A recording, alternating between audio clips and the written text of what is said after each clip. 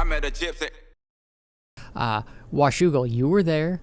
That gate, did you think with it having to be restarted like that, what was your breakdown on that whole thing? I didn't really pay that much attention to it, but I just think when that shit happens, isn't it just riders hitting the gate? Well, there was supposedly a malfunction that was going on the entire time. But there was all sorts of silly conspiracies that, if Anderson and Sexton didn't hit the gate, then there wouldn't have been I watched a restart. that, though, and I thought that Ando just hit the gate.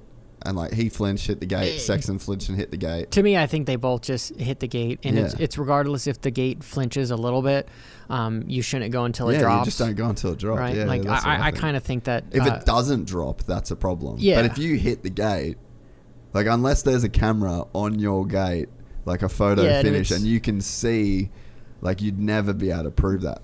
In all the time that I've spent racing, I just hit the gate. You know what I mean? Yeah. So that's, I don't think that there's really, I also think it ain't that deep to where, are people saying that they did it on purpose or something? Or? Oh, it was, they were been working on the gate forever. There was stuff that happened in the LCQ for the privateers, and all week long they were welding it and blah, blah, blah. So the gate was having issues. And so they somewhat did it, but, there's definitely a gray area with, hey, did it really, really flinch, or was it a mechanical, or was it just these guys just hit it and then they were using it to their advantage? Which, with F1, those guys, regardless of what happens, you would try to use whatever you can to try to benefit your guy. So there's really nobody to blame on that. I just was wondering what your take was. I never even looked into it that hard. Okay, I think the gates should. I like how in Supercross you've got the big grate.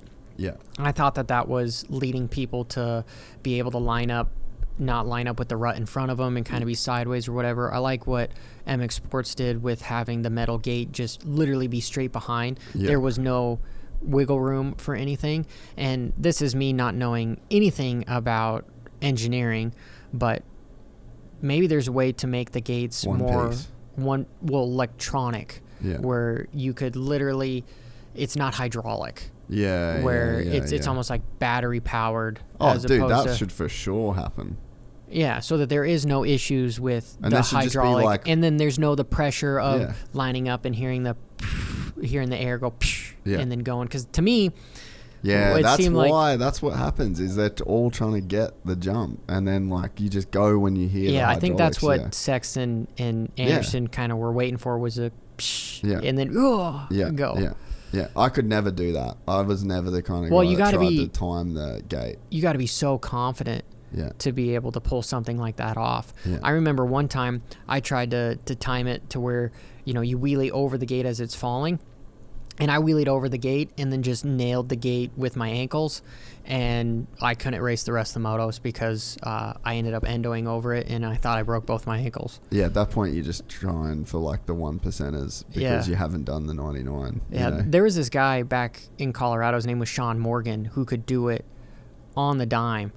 He was with Andrew Short. He was literally a guy that should have had a factory ride. There's so many names out there that have done that. Andrew Short learned so much from this guy, but unfortunately he kind of went down a dark path with substances, and that happens a lot. And I think that's kind of because everyone's an adrenaline junkie, and when you're not in the zone, what do drugs do? They kind of put you in the zone for momentarily. Yeah.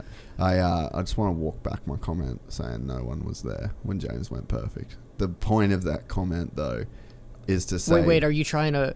So that you don't have any keyboard warriors? Yeah, I'm not trying to say that Andrew Short is nobody and Tim Ferry is nobody. Obviously, they're fucking amazing riders. But what I'm saying is this would be... Right, so this is how it would play out for it to compare apples to apples, right? So the season before, Andrew Short and Tim Ferry would have had to be 1 and 2 and beating the rest of the field by 40 seconds.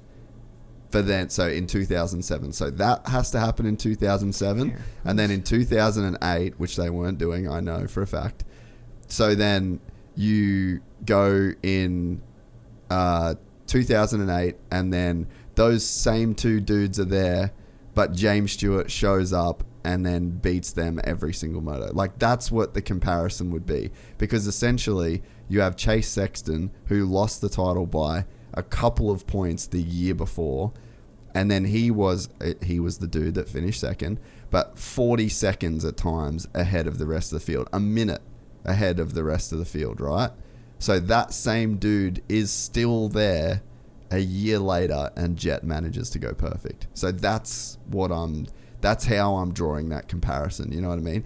When James went perfect in 2008, that was not the case. Like, that, Andrew Short and Tim Ferry were not beating the rest of the field by a minute, and then James came in and then beat them. So that's how I'm kind of drawing up that analogy. Well, you wouldn't have anyone that could do what James did in that year, right? If you were to pick anybody during that time who could have gone perfect, yeah, besides James Ricky Stewart and James, yeah, that's it. Yeah, those are the only two guys that you would have even thought there. Yeah, you know, and pretty much the rest is history. It happened. It did it. He made it look easy. Yeah, and that's it.